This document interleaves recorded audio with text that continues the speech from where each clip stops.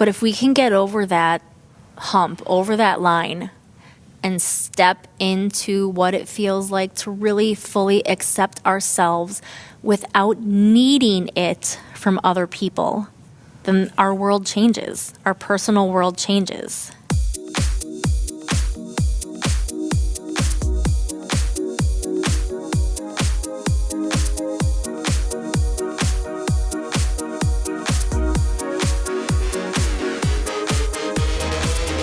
Welcome to the Energy Within podcast, helping you to embrace your weird, beat imposter syndrome, and take action on your soul's purpose. My name is Carrie Jokala. I am your host. I am a Reiki master teacher, a fitness instructor, a wife, a mom to 2 little boys, and this is episode 188.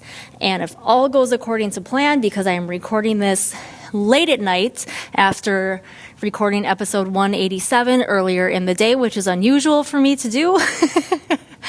If all goes according to plan, you'll be listening to this, or able, I should say, at least to listen to this on Wednesday, along with episode 187. So this today now is the Heart Chakra. We have made it to the center, the bridge between the lower and the upper chakras, and in many ways, the core of our being. And what a day to be recording an episode on the Heart Chakra. Because if you heard me mention in 187 a little bit about the law of assumption and do my best to embody what that law entails, it's been hard today. If I can just be human and be completely honest, I was done peopling pretty early today. And all throughout the day, not all throughout the day, but just driving. Like, people have been driving worse today for some reason, I think, and I'm not really sure what's going on. Maybe it's a collective energy thing. I don't really pay too much attention to the moon cycles lately, so I'm not sure where we are in the moon cycle, but I think the full moon was fairly recent, where it can't possibly be a full moon already, but maybe, I don't even know. The Heart Chakra. So when I speak about acting from love, speaking from love, this, of course, is the chakra that I'm referring to when I bring that up. The heart represents, like I said, the bridge between the lower chakras and the upper chakras, our grounded human selves, blending and connecting with our spiritual higher selves. This is where we figure things out like unconditional love, forgiveness, compassion, self-acceptance, and we're on our way moving into the more ethereal intangibles, the more spiritual side of things, but we're still here in the heart connected to our humanness. We're connected to the earth, to being grounded. So before I jump into just my own thoughts on the Heart Chakra, let me give you the specifics on what the Heart Chakra relates to. So according to the book I've been referencing a lot, the Book of Chakra Healing by Liz Simpson, if the Heart Chakra is too open, that can result in things like being possessive, loving conditionally, withholding emotions in order to punish, and being overly dramatic. If your heart chakra is blocked, that can show up as a fear of rejection, as loving too much, as feeling unworthy to receive love, and being self-pitying.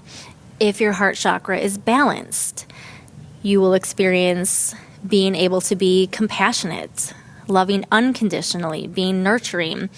Physically speaking, it's going to show up as things like shallow breathing, high blood pressure, heart disease, cancer, lung problems, including asthma, which I have, allergies, which I have, bronchitis, which I've experienced, pneumonia, relationship problems, sleep disorders. And this is all just related to our ability to give and receive love, both to and from others and to and from ourselves. So this book references archetypes within each chakra. And the archetypes here are the lover and the performer. So the lover, obviously the one that you would prefer to be embodying. It says, lovers are magnetic, radiant individuals who truly own themselves. So this is where you own your weird. You embrace your weird and who you really are. They are easily recognizable because it is impossible not to be affected by their positive energy. So we've talked about the solar plexus chakra and embodying your confidence. And then together with the heart can help you really display that easy, true confidence where you don't have to try. You're just yourself and you're comfortable and you make people around you feel comfortable because they know that you're not judging them. They know that they can relax and be themselves around you too. The performer, which is an archetype I know I have found myself in, especially in the early days of my confidence journey, it says this is the personality who is codependent, who looks outside for the love they crave, kidding themselves that their wounds can be healed by finding someone else to draw strength from. However, fear of betrayal sabotages any chance of real happiness with another. So I know I have found myself in that space when I was looking for that validation. This is connected, of course, through many of the chakras, but even here in the heart, like looking for someone else to show me love before I would fully accept myself. I needed someone else to tell me that I was worthy of even self-acceptance and self-love. And they always say it has to start with us. It has to start with you yourself. You have to love yourself first. You have to take care of yourself first. And it's so hard when that's all we want is to be loved, that it really seems like it makes sense to think that if someone else would just show us love first, then we would know that we are worthy. But the true fact is, you're worthy just by your very existence. You deserve self-love just as much as you deserve love from other people. So there was one other point in this book that I really wanted to touch on, because it starts off, and I don't mean to keep reading so much strictly from the book, but it is sparking something for me. So it says, we tend to think of the heart as only concerned with soft, irrational feelings. This is me inserting here. We also sometimes think of love as something cheesy, like, oh, act from love, speak with love. It's not that cheesy love. There is a difference in divinely sourced, pure, true love. That is the calmness, that is the ease. There's no cheesiness behind that, because cheesiness is awkward. And true divine sourced love is not awkward. It is all-encompassing, all-embracing. It absorbs you, it embraces you fully, and you are able to just melt into it. And I know that sounds cheesy too, but it's not meant to be. It's, if you've ever experienced that kind of love, whether it's from somebody else or just accepting and embracing love from God, you know what that real kind of love feels like. But here, so we tend to think of the heart as only concerned with soft, irrational feelings. We prefer to put greater emphasis on head activity, yet when allowed, the heart can be a far more accurate barometer of deeper needs. And here's me, I don't want to say going off, because I'm not really going off, but I may have offhandedly mentioned this a few times before, but here we're gonna talk about it. I know it's a common phrase, and I'm not here to knock anything or tell anybody what to believe, but I do not resonate with the line that your heart is deceitful. And I haven't looked it up in a long time, so I don't remember the full context around it, but I have seen that quote get thrown around a lot. Don't listen to your heart. Your heart is deceitful. If you're being led by things, it's almost like, in a way, saying, like, if you're being led by things that bring you joy, that it's somehow not of God, which doesn't make any sense to me. And I could be, again, it could be taking this out of context, because like I said, I didn't look it up, so please don't at me. I'm just telling you my off-the-cuff thoughts, what that phrase by itself makes me think. And yeah, there are some things that people would say feel good that I don't think are things we are really meant to do. And like, I still have a drink once in a while, but just to use that as an example, like, having a drink can feel pretty good. It can relax you. But if we're too stuck on that, if we're looking to that to bring us calmness, to bring us some kind of peace or relaxation or even joy, then yeah, that's probably not really the best path for us to be going down. I'm not going to get into any super serious topics around how that would relate, but you can take that in your own direction. There are things that probably don't serve you that on the surface are fun. But if you're really going to live out your life's purpose, yeah, you probably shouldn't. But I don't feel that that's necessarily a true heart-led type of thing. Just doing what you want, something that brings you joy in that moment, that short-term satisfaction that fizzles out and you've got to seek that thrill again, is most likely not heart-led. So I'm not talking about those types of things that bring you joy. I'm just talking about following your intuition, listening to your heart as part of your intuition, because it is. We talk about listening to our guts, and for a lot of us, we get signals there too, and that is true. That is your intuition, but your heart is connected to that too. If your heart is the bridge between the physical and the spiritual as far as your energy body, then of course, we're pulling in signals from God, from the divine, through our crown and down through our hearts. That's the center of the whole thing. So I believe you absolutely should listen to your heart. If you know for certain it's your heart that's giving you that signal, you should listen to it. It's not deceiving you in that moment.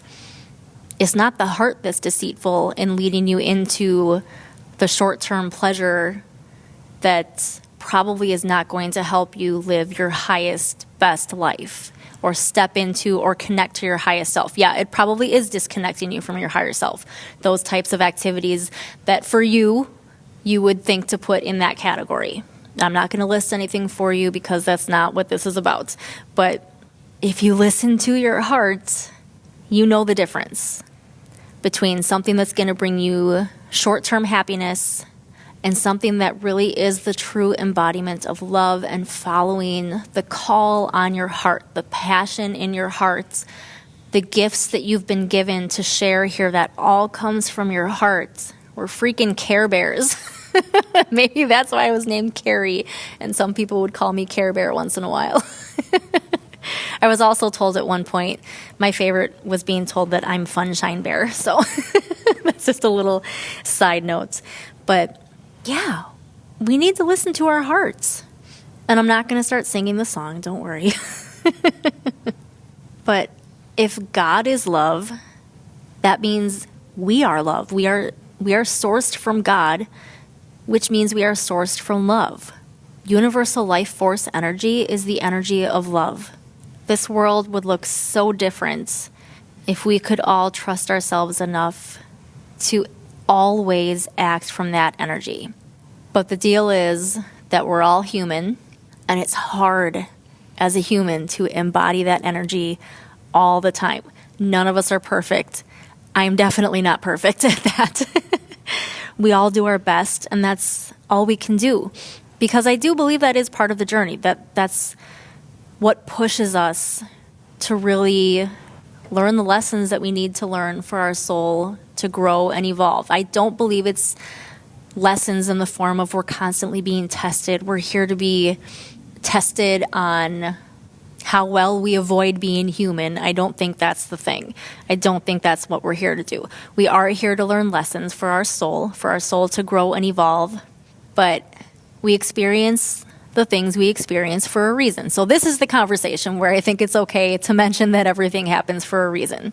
Not in the midst of someone being in the middle of grief like we talked about in the last episode, but just in talking about the heart and the lessons that we're here to learn.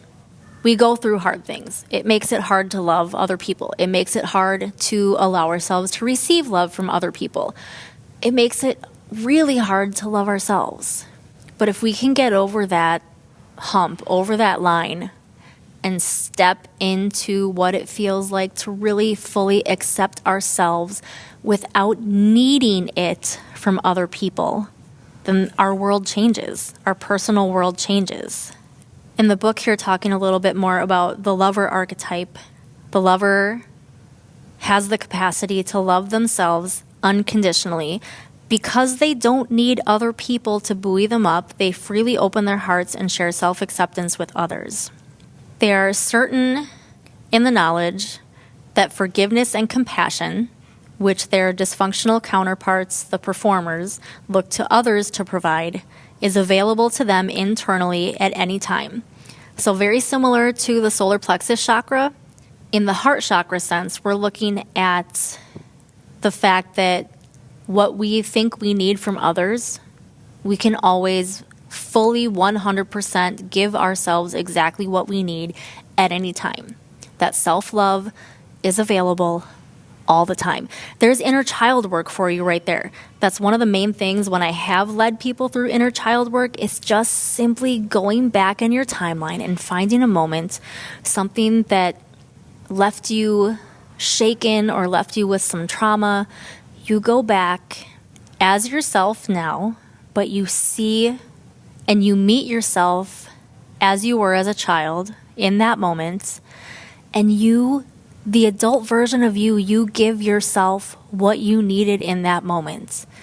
And whether you think that's all imagined or if it's real, I don't think it matters. And I've covered this before. Who cares if we find out it really just is all in your head? What does it matter?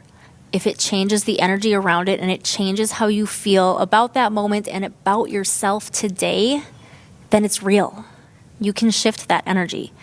You can give yourself in the past what you needed, and you can bring that back and experience those feelings now.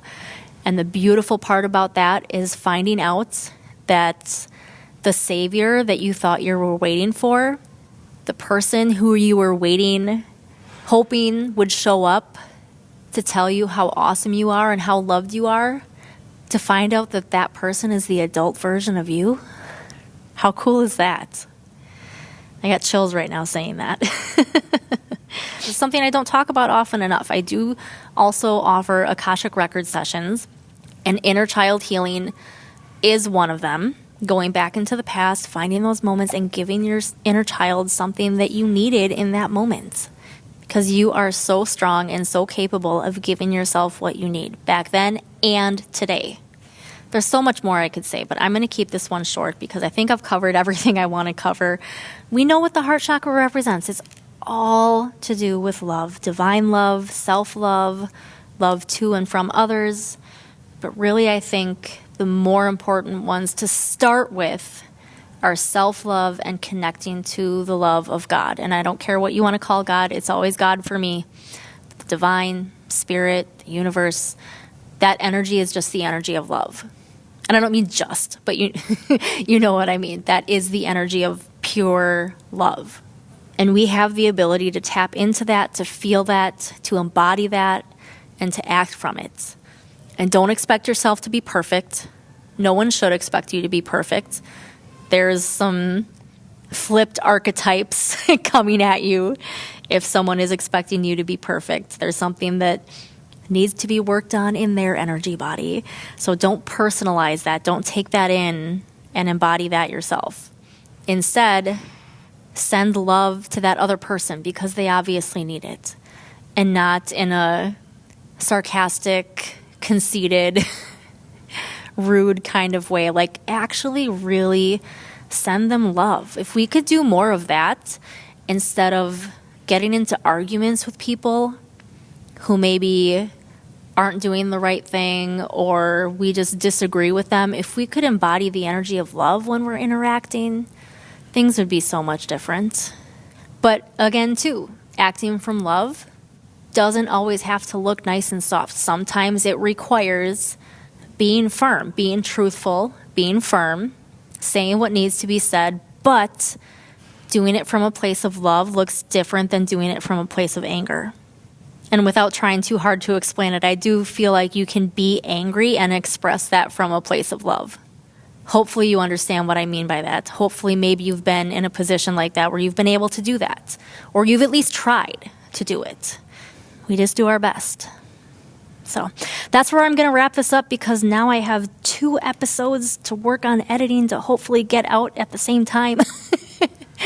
If you enjoyed this episode, if something resonated with you, I greatly appreciate anytime you share the episodes. So share it with a friend, share it to your social media, tag me on social media, hop into the Energy Within Facebook group, and let me know your thoughts. Let me know your favorite part, and leave a review, a 5-star rating, and a positive review.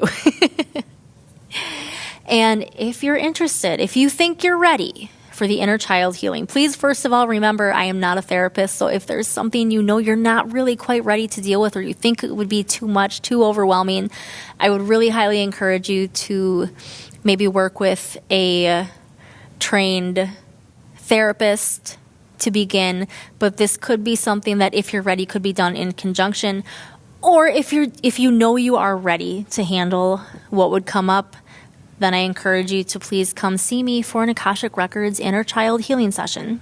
So check that out on the website and let me know if you have any questions. Thank you so much for being here, and I will see you next time.